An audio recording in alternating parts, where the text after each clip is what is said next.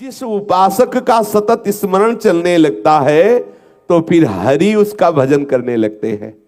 आहा, भरत सरिस को राम सनेही, जग जप राम राम जप जेही। अगर भरत जी राम राम जप रहे तो राम जी भी जप रहे, भरत भरत श्री भरत श्री भरत। ये थामाम प्रपद्यन्ते तास्तते भजाम्य हम। जब आप अपने को पूर्ण रूप से प्रभु के चरणों में समर्पित कर दिया तो प्रभु अपने आप को आपको दे दिया। ऐसा कोई दानी नहीं है, इसीलिए अति उदार करुणा वरुणालय हमारे प्रभु हैं।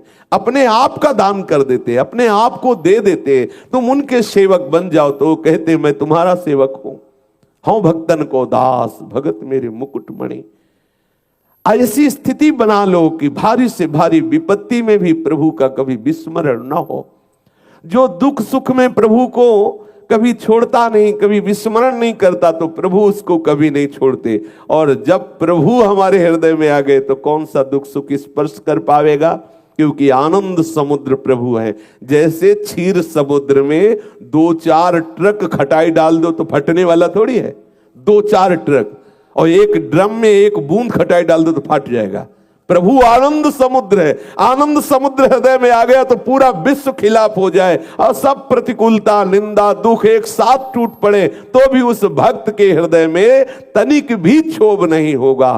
शास्त्रों में वर्णन आता है, महाप्रलयंकारी स्थिति में भी भक्त प्रसन्न रहता है। क्यों? क्योंकि हृदय में आनंद समुद्र। जैसे क्षीर समुद्र में कितनी भी खटाई डाल दो फटने वाला नहीं, ऐसे ही आनंद समुद्र कितना भी दुख आ जाए वहां कुछ बिगड़ने वाला नहीं। पर स्मरण के द्वारा आनंद समुद्र प्रभु को हृदय में विराजमान करो, जागृत करो। वो पर्दा लगाए हुए सुप्त अवस्था में है, थोड़ा नाम कीर्तन भगवत भक्ति करके पर्दा हटाओ और देखो जहां प्रभु प्रकाशित हुए आनंद ही आनंद। बिना उनके प्रकाशित हुए आप दुख सुख के इस थपेड़े से नहीं बच सकते। ये दुख सुख हमारे मन को ऐसे बांधे हुए हैं, जरा सी प्रतिकूलता में हम खिन्न हो जाते हैं, भगवत स्मरण छूट जाता है। क्या हमारी भक्ति अभी रंग लाई है? हरिराम व्यास जी कह रहे हैं, दुख सुख जब लगी भक्ति न तब लगी, यह भागवत बतावे। शास्त्र ऐसा कहते हैं, जब तक दुख सुख का प्रभाव तुम्हारे मन में पड़ रहा है विशुद्ध भक्ति नहीं है। विशुद्ध भक्ति का प्रभाव है कि कोई भी सुख दुख का वेग आपके हृदय को छू नहीं पाएगा। अध्यात्म नित्या विनिवृत्त कामा द्वंद्व विमुक्ता सुख दुख संगई। सुख दुख का कोई प्रभाव उसके हृदय में नहीं पड़ेगा। देखो अपने लोगों की स्थिति क्या ऐसी भक्ति में है कि हमें सम्मान प्रिय न लगे, अपमान अप्रिय न लगे, कोई भी अनुकूल परिस्थिति में हर्ष ना हो, प्रतिकूल परिस्थिति में शोक ना हो, ना कुछ सुखद रह गया है ना कुछ दुखद रह गया है, सदैव आनंद ही आनंद। सदा भक्तों के हृदय में आनंद रहता है। क्या अपने हृदय में ऐसी स्थिति है? नहीं है तो बेचैन हो जाइए। ऐसी स्थिति प्राप्त करने के लिए और उसका उपाय है संतों का संग करके निरंतर भगवत स्मृति जागृत करना। एकमात्र भगवत स्मृति जागृत, सब कुछ हो जाएगा। तुम्हें अन्य चिंता बिल्कुल नहीं करनी। इसीलिए आज के सत्संग में सबसे पहले वर्णन हुआ, सबला भक्ति का आश्रय लिए हो। भक्ति पुष्ट होती है हरि स्मरण से। आप हरि स्मरण पर ध्यान दीजिए, सारी स्थितियां आपकी जागृत हो जाएंगी। एक जगह पढ़ा कि जितने सुदर्शन जय विजय नंद सुनंद आदि ये दिव्य सर्व सामर्थ्यशाली भगवत पार्षद हैं, जिसके मुख से निरंतर नाम चलता रहता है, ये सदैव उसके अंग में विराजमान रहते हैं। जितने भगवत पार्षद हैं उस नाम जापक के अंग में विराजमान रहते हैं। जितनी दिव्य शक्तियां हैं सब उसकी सुरक्षा में रहती हैं, जो हरि का सदैव नाम स्मरण करता रहता है। भक्ति की परिपक्वता दिखाने के लिए, जगत में अपने भक्त की महिमा प्रकाशित करने के लिए प्रभु कोई लीला करे, वो बात अलग है। नहीं, जिसके मुख में नाम चलता है, बड़ा आनंद मिला इस बात पढ़ करके कि जितने भी भगवत पार्षद है वो सब उसके अंग में विराजमान। इसीलिए भक्तों को दिव्य चिदानंद शरीर वाला कहा जाता है। दिव्य शब्द भगवत पार्षद उसके शरीर में प्रकाशित हो जाते हैं। दिव्य शक्तियां उसकी रक्षा में रहती है, जो सदैव भगवत स्मरण परायण रहता है। सब वैभव ज्ञान का, वैराग्य का उसके हृदय में जागृत हो जाता। आप केवल एक बात पकड़िए, हमें सबला भक्ति का प्रकाश अपने हृदय में करना है।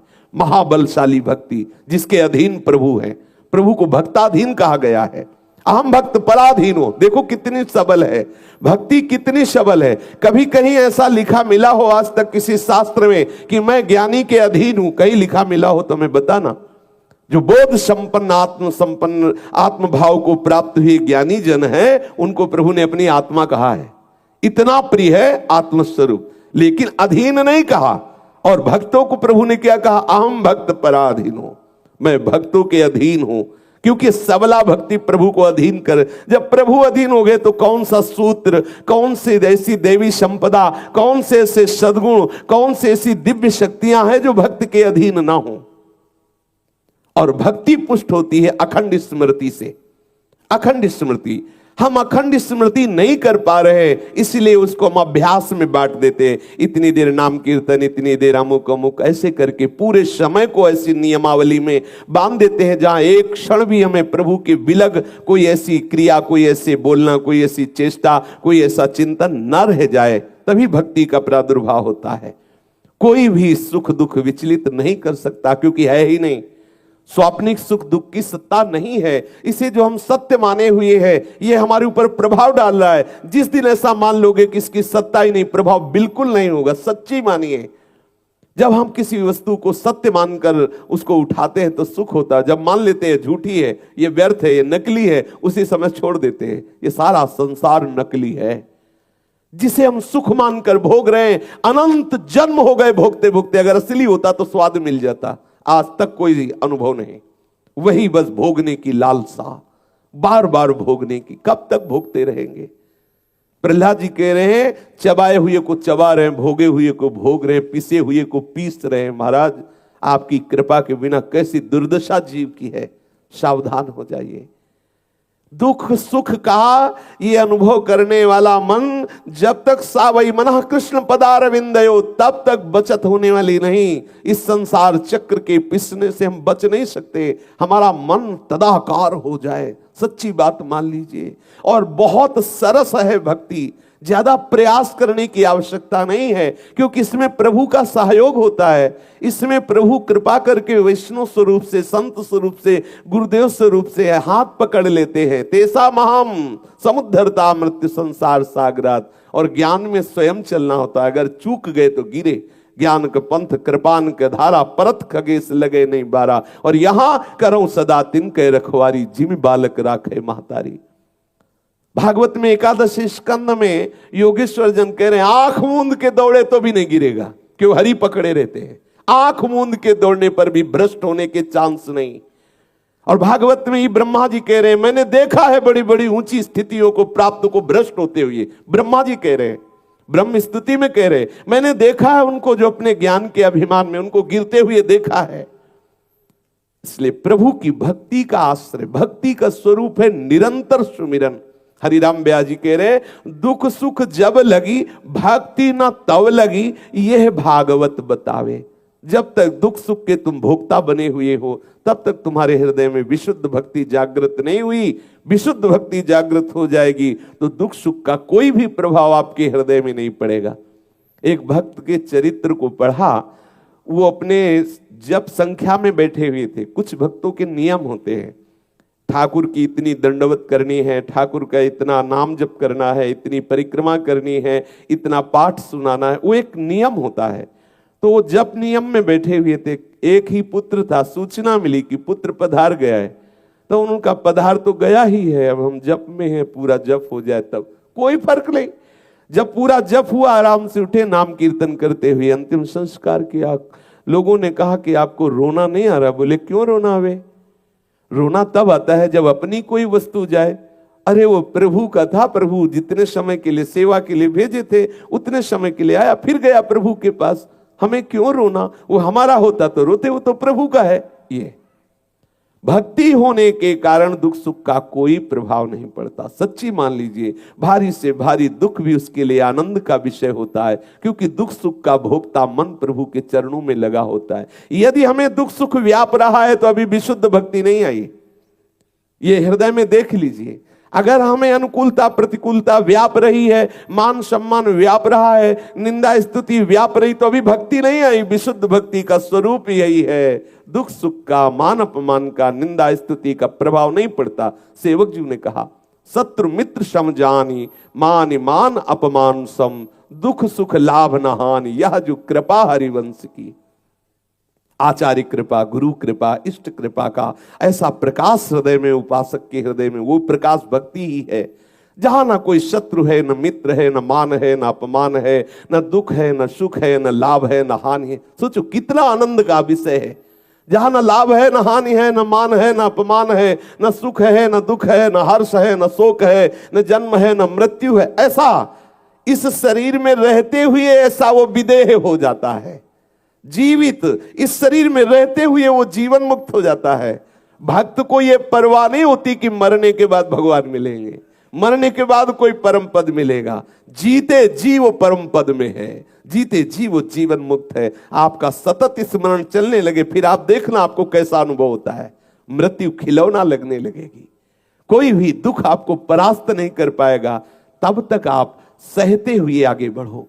जो भी परिस्थिति आ रही, बार बार नाम स्मरण, सतत स्मरण हमारा खास बात है, हमारा प्रधान साधन है। सतत स्मरण, सतत स्मरण। किसी भी स्थिति में एक क्षण के लिए भी, देवर्षि नारद जी कहते, आधा क्षण भी नाम न छूटना चाहिए, भगवत स्मरण न छूटना चाहिए।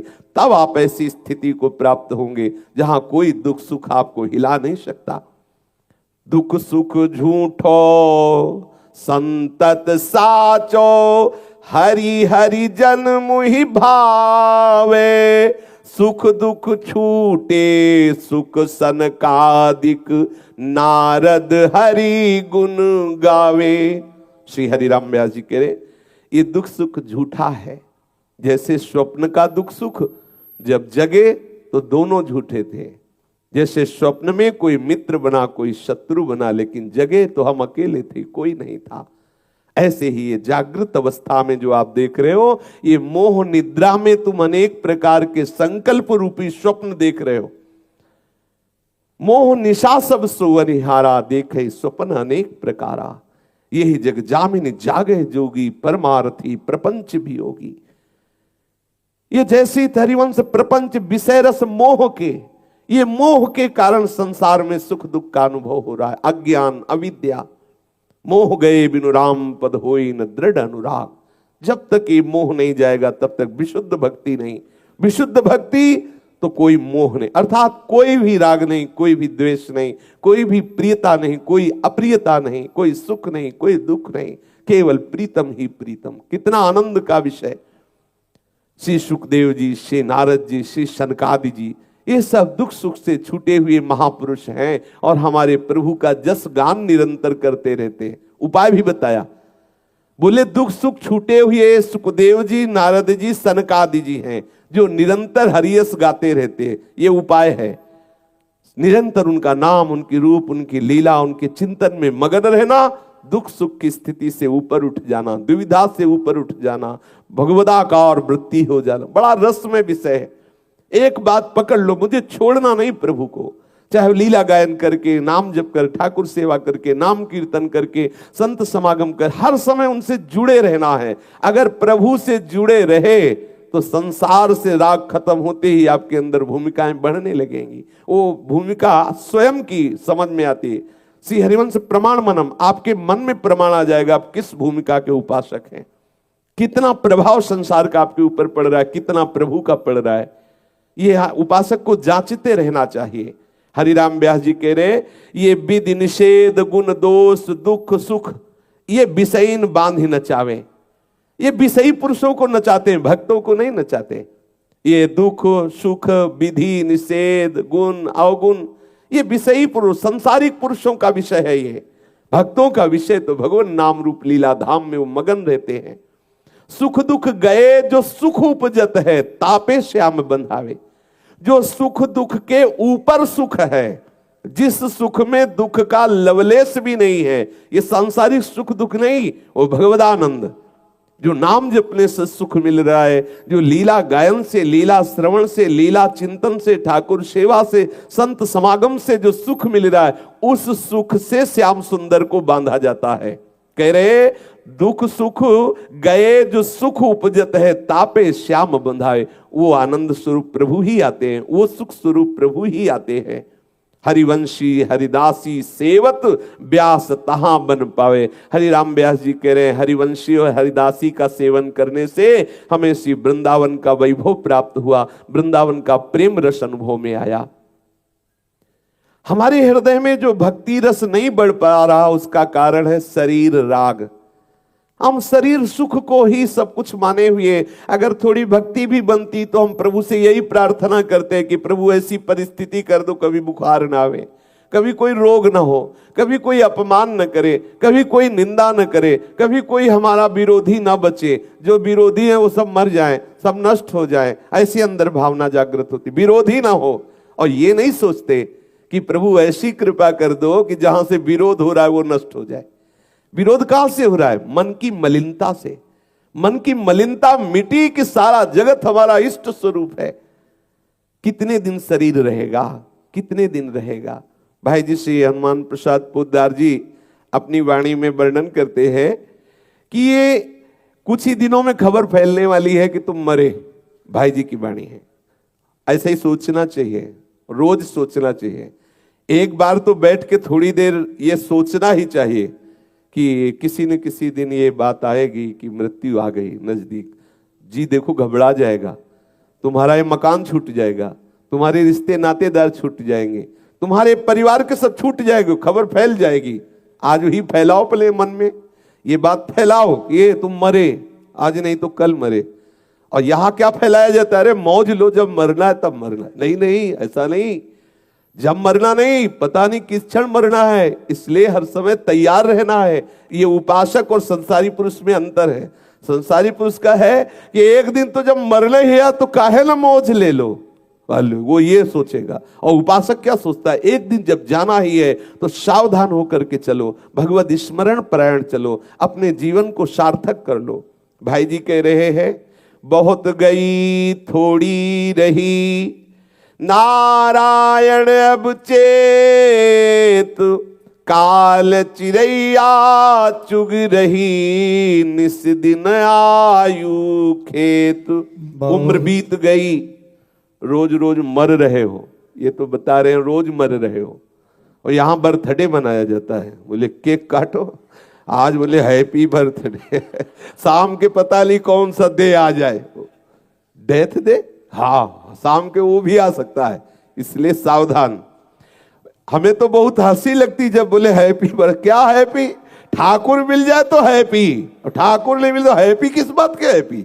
बोले एक साल बढ़ गए, रो बैठ के कि एक साल गया, प्रभु नहीं मिले। सब लोग बैठो आज उत्सव मनाओ, काहे का? रोने का कि एक साल गया हमसे कुछ बन नहीं पाया, प्रभु नहीं मिल पाए। उसमें क्या? और देखो कैसे मनाते हैं हम। एक बार देखा हमने बच्चे, वो दीपक जलाते ना, बुझाते हैं।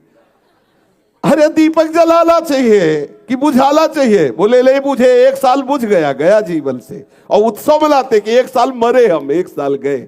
सावधान, कितना ज्ञान है।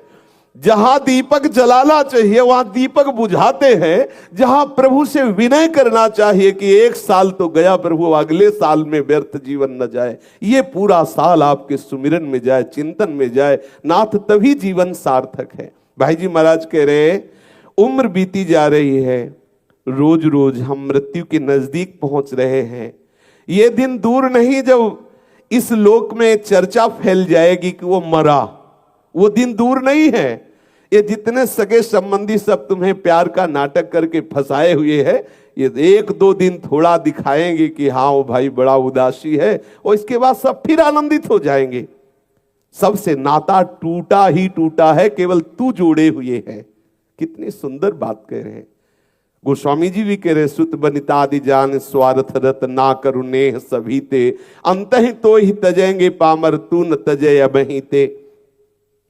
तुम जिनको मेरा मेरा कह करके तुम्हारी जीव सूख नहीं रही है कि श्री हरि मेरे हैं, उनको तो तुम बोल नहीं पा रहे हो, इनको कह रहे हो ये मेरे ये मेरे। जिनके लिए तुम अपना जीवन लगाए दे रहे हो, सावधान, ये सब छूट जाएंगे, ये सब छूट जाएंगे, तुम्हें छोड़ देंगे। तुम फिर अपने कर्मों का बोझ लेकर के जाओगे, नए रिश्ते नातेदार बनाओगे। वो नए रिश्तेदार सुअर कुत्ता गधा में भी हो सकते हैं, क्योंकि ऐसे ही थोड़ी कि हम इस समय मनुष्य बने तो अगला जन्म। जब भरत जी हिरन बन सकते हैं, महाराज नहुस अजगर बन सकते हैं, देवराज इंद्र के पद से सीधे प्रमोशन हुआ और अजगर बने जाके, नहीं बने तो हमारे तुम्हारे लिए तो कहो मच्छरे आदि का प्रमोशन आ जाए कि भाई भजन तो बना नहीं तो जाओ, पर वृंदावन के बनेंगे मच्छर, मच्छर भी बनेंगे तो वृंदावन। खैर अब चिंता की बात नहीं है, वृंदावन आ गए, वृंदावन का आश्रय ले लिया। पर सावधान, भाई जी महाराज वर्णन कर रहे हैं कि ये मन में जो तुम कल्पनाएं करके लोगों को अपना मानकर व्यक्ति का आश्रय लेकर भोगों में सुख बुद्धि करके समय नष्ट कर रहे हो, बहुत घाटे में हो। ऐसा ही जीवन जा रहा है, बहुत घाटे में हो। ये मन के हवाई महल तुम्हें सुख नहीं दे पाएंगे। जिस शरीर को खूब खुशबूदार साबुन से धोते हो, खूब सुंदर सुंदर श्रृंगार करते हो, खूब कीमती कीमती वस्तुएं पाते हो, सजाते हो और मन में सोचते हो मैं बड़ा सुखी हूं, सड़ेगा एक दिन ये। ध्यान करो, जहां इससे हंस उड़ा, इसे आग में जला दिया जाएगा, मिट्टी में गाड़ दिया जाएगा तो कीड़े हो जाएंगे, यदि फेंक दिया जाएगा तो जानवर खा जाएंगे। इसका परिणाम यही होना, या तो राख बनेगा या तो मिट्टी बनेगा, बिष्ठा बनेगा। इसलिए सावधान, इस शरीर को ज्यादा दुलार मत करो। इसी के राग से तुम दुर्गति को प्राप्त हो। जितने भी कल्प व्यतीत हो गए इसी के राग से हुए हैं। इसके राग को छोड़ दो तो भगवदानंद की तरफ बढ़ जाओगे।